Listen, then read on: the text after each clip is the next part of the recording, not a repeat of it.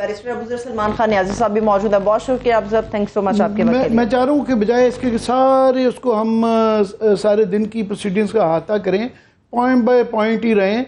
तो अबूजर ज़रा हमें, मैं चाह रहा हूँ कि आप इस पर रोशनी डालें कि ये जो बहस रही कि क्या पार्लियामान के पास जो इख्तियार है कानून साजी का वो एब्सोल्यूट है, और क्या इससे इस कानून के इस तरह रखने से जो ट्राइकोटमी ऑफ पावर है, यानी कि तमाम तीन जो रियासत के स्तून हैं उनकी हर जगह अलग-अलग पावर्स दी गई हैं कि आइन की रोशनी में वो अपने रूल्स बना सकते हैं, उससे ये इफेक्ट होती है या नहीं होती है, इसके ऊपर आज आपको क्या नज़र आया कि अदालत का झुकाव किस तरफ था?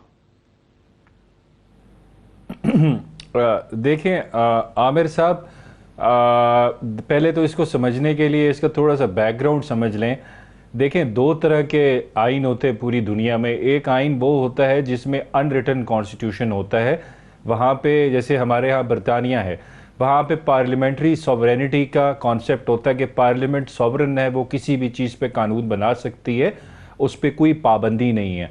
फिर एक तरह के आइन होते हैं जिनको हम रिटन कॉन्स्टिट्यूशंस कहते हैं, जैसे अमेरिका में है आपके, भारत में हमारे साथ, और पाकिस्तान के अंदर है। वहाँ पे एक कॉन्सेप्ट है कॉन्स्टिट्यूशनल सुपरमेसी का। उसमें यह कहा जाता है कि बेशक पार्लियामेंट जो है वो कानून बना सकती है, लेकिन वो ऐसे कानून नहीं बना सकती जो इन कॉन्फ्लिक्ट हो with the provisions of the constitution, या कोई भी बुनियादी हुकूक जो आपके आइन के अंदर चैप्टर 1 में प्रोवाइडेड हैं। अब यहाँ पे अगर हम देख लें, 1812 में अमेरिका के सुप्रीम कोर्ट ने एक कानून स्ट्राइक डाउन किया मैडबरी वर्सेस मेडिसन में, इसी वजह से कि वो कॉन्फ्लिक्ट था इन विद द कॉन्स्टिट्यूशन। और फिर इंडिया में भी हो चुके हैं स्ट्राइक डाउन, हमारे यहाँ भी हो चुके हैं। Contempt of court act 2012, Athar मिनिल्ला साहब ने पीका का कानून स्ट्राइक डाउन किया, ये साकिब साहब उसको कवर भी करते रहे इस्लामाबाद हाई कोर्ट में।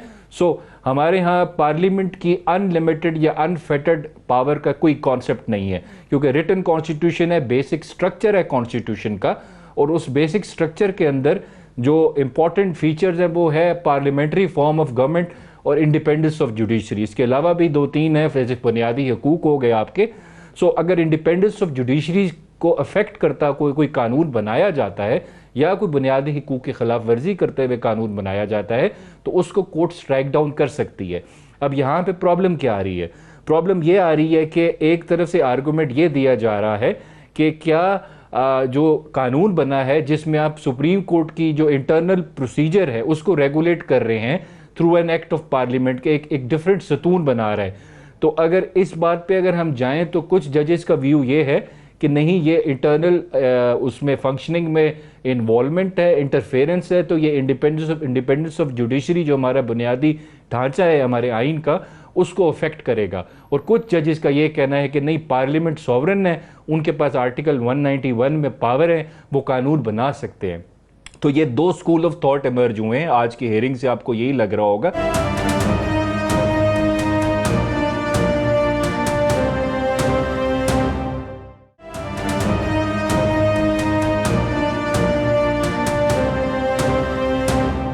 से रिलेटेड इशू ये भी आ जाता है जो कि बहस रही आज कि क्या ये जो इसके 184(3) आज खुद नोटिस के हवाले से जो इस कानून के अंदर एक अपील का हक के ऊपर जो बहस रही कि क्या उसके लिए आइनी तरमीम रिक्वायर्ड है, कि क्या ये जो बार बार जिक्र होता रहा आज कि जनाब इसी के अंदर जो है वो सप्लीमेंटल पावर का बड़ा जिक्र होता रहा कि जी ये सेक्शन 5 के तहत जो है उसी की कंटिन्यूएशन होगी। ज़रा इसको नाजरीन की आसान अल्फाज में समझा सकें कि इससे ज़रा ये क्या इशू क्या है क्या? देखिए, पहले तो ये समझ लें, अगर आपने कोई आइनी तरमीम करनी है तो आपको 2/3 मेजॉरिटी चाहिए फ्रॉम बोथ हाउसेस। अगर सिंपल कानून बनाना है तो आपको सिंपल मेजॉरिटी चाहिए। तो इस वजह से आइन हमेशा हायर पेडेस्टल पे होता है हायरार्की ऑफ लॉज में as compare to simple law या रूल या रेगुलेशन।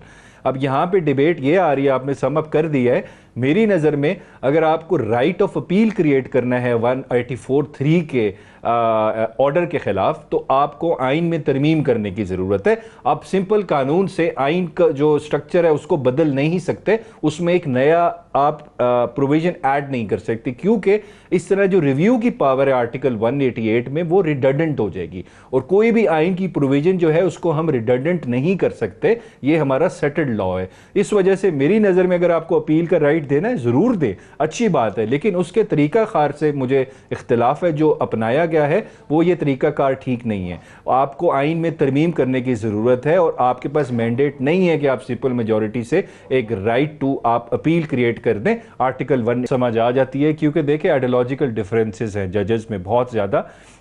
कुछ बिलीव करते हैं पार्लियामेंट्री सोवरेनिटी पे, कुछ कॉन्स्टिट्यूशनल सुप्रीमेसी पे, और ये अब डिपेंड करेगा मेजॉरिटी कहाँ जाती है, केस चलेगा। देखें, मैं आमिर साहब एक इधर में बात कर दूं, देखें अगर आप ये आर्गूमेंट मान लें, कुछ जजेस ये कह रहे हैं बड़े एहतराम के साथ कि पार्लियामेंट जो है वो सॉवरन है क्योंकि वो will of the people represent करता है और वो कानून बना सकता है। अगर वो एक सिंपल कानून बना के जजेस की रिटायरमेंट एज भी कम कर दें, तो उनको इन इफेक्ट अगर रिमूव करना चाहे तो that will be very easy. इसी वजह से आइन कहता है कि 2/3 मेजॉरिटी से इसने अमेंड होना है। अगर राइट ऑफ अपील आप सिंपल एक्ट से अलाउ कर देंगे, कल को कोई भी आइन की प्रोविजन आप प्रेसिडेंट सेट कर देंगे, उसको अमेंड किया जा सकता है 1/3 मेजॉरिटी के साथ। तो 1/3 मेजॉरिटी से अगर कोई आइन की प्रोविजन आप अमेंड करेंगे, तो वो भी विल ऑफ द पीपल की जो होगी वो उसकी नफी होगी, क्योंकि विल ऑफ द पीपल आपको 2/3 मेजॉरिटी से अलाउ करती है, 1/3 से नहीं करती। सो इस तरह के प्रॉब्लम्स क्रिएट हो गए, अच्छे प्रेसिडेंट सेट नहीं होंगे।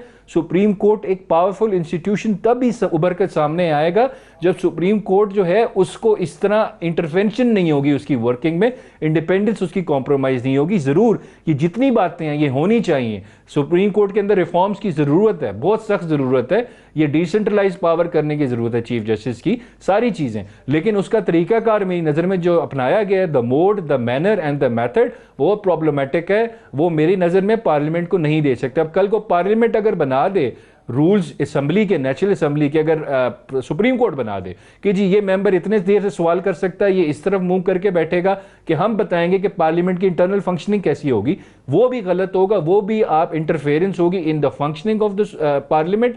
और यहां पे भी मेरी नजर में ये गलत है, this is interference in the functioning of the judiciary. So supreme court खुद करे जो भी करना है, लेकिन पार्लियामेंट अगर इस तरह separation of power issue related है कि हाल ही में जो नैब की तरामीम के ऊपर जो फैसला चीफ जस्टिस साहब आखिरी दिनों में करके गए हैं अपने, तो वहाँ भी इशू यही था कि क्या पार्लियामान के पास ये इख्तियार एब्सोल्यूट है कि नहीं है कानून साजी का। और जस्टिस मंसूर अली शाह साहब ने इसी बुनियाद पे अपना इख्तिलाफी नोट दिया था कि ये हम उनके मामलात में दखल देंगे जब ये देंगे। तो इसका अगर ये बहाल हो जाता है कानून, तो नैब की तरामीम वाला जो फैसला है उस पर क्या असरात पड़ेंगे? देखें, अगर ये कानून फॉर इंस्टेंस कोर्ट डिक्लेयर कर देती है, ये मेरे ख्याल से कोर्ट में डिबेट हुई है, साकिब साहब बेहतर बताएंगे क्या उसमें क्वेश्चंस हुए थे, लेकिन अगर मैं आपको लीगल पोजीशन बताता हूं, अगर ये कानून वो वैलिड डिक्लेयर कर देते हैं, तो फिर ये उस तारीख से ही डिक्लेयर होगा वैलिड जिस तारीख से ये कानून बना है।